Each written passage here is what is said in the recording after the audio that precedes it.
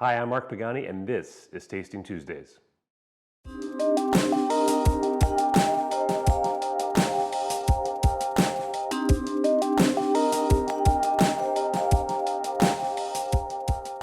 Well, welcome back to Tasting Tuesdays. This is our 6th episode. If you haven't already subscribed, please do so. Right in that corner is a little logo. That would be much appreciated. Today we're moving away from American whiskeys and we're going to taste some Scotch. This is Kilchoman's Loch Gorm. I had Kilchoman for the first time at Loa Bar here in New Orleans.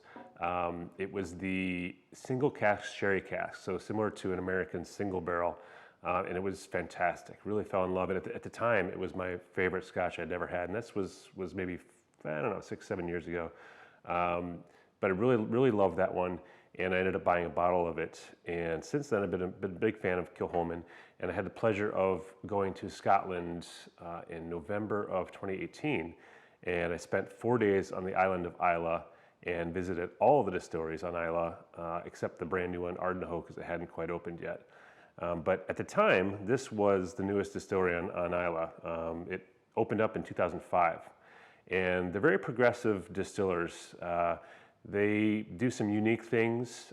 Most yeast and wort is fermented for about 36 to 48 hours in Scotland. Most of the distilleries ferment for about that period of time, but Kilchoman actually ferments for about 90 hours, and that's because they're such a young distillery and their liquid doesn't have a ton of time in the barrel, and they want to get it out there. So instead of having like a 10 or 12 or 16 or 20 year, like a lot of the Scottish distilleries will release, most of their releases are 4 to 6, maybe 7 years old.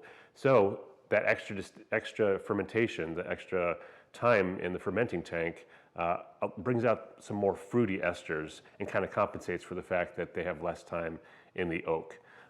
So this one is really tasty. It is done in sherry casks, and this bottle is special in particular because it has an age statement on it.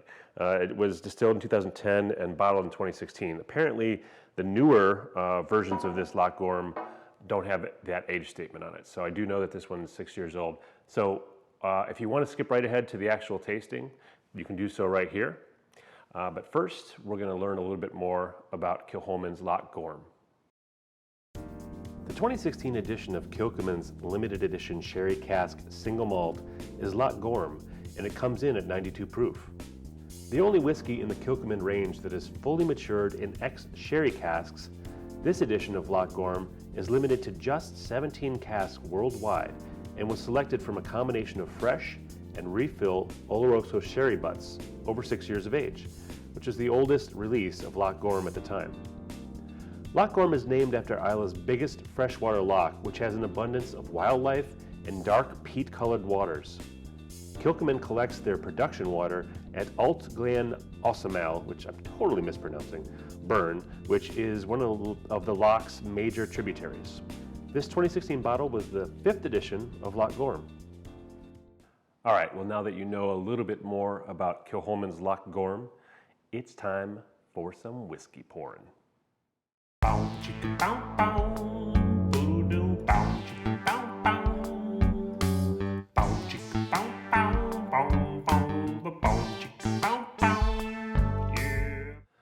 Well, that certainly was some hot bottle on glass action, don't you think? All right, so now it's time for us to actually taste this bottle. Last time I tasted it, I actually had it in the distillery itself. I pulled it directly from the barrel, did one of those cool VIP tours where you get behind the scenes, you get to see the malting floor. Definitely worth a little extra money. I think it was like $50 or $60 compared to the regular $25 tour. It's a longer tour. It's worth it. Got a little glass from the distillery, and so let's pour it.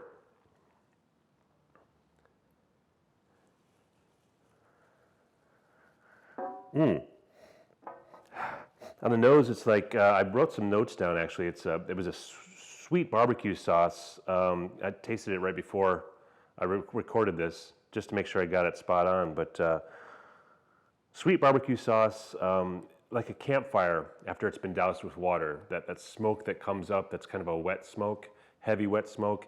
Kilchoman doesn't have a super high peat content in their whiskey. I think, if I remember correctly, it was between like 18 and 21 parts per million, whereas Lafroig is closer to 40.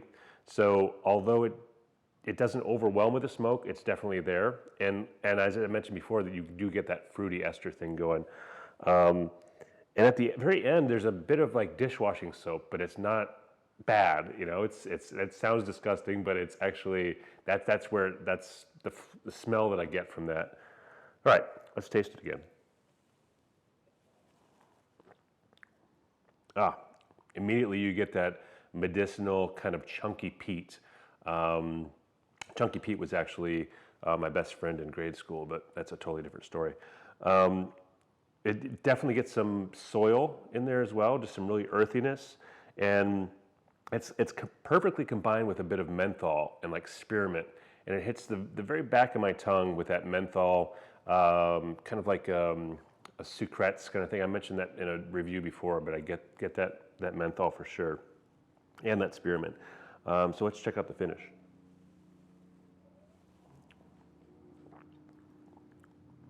It's mouth coating. There's a bit of sharpness on the edge of the tongue, and there's that aforementioned medicine for sure. You know, if you're into Scotch, if you're into peaty Scotches, this is definitely the way to go.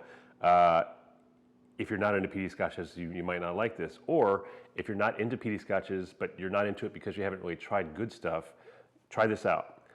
This is about $90, $95 a bottle. I think this is their kind of top of the line in their whiskey expressions. I think that the peat, it's really nicely balanced. It's got the sweet and the smoky, which is something I love about good Islay Scotches. So I can highly recommend this Loch Gorm.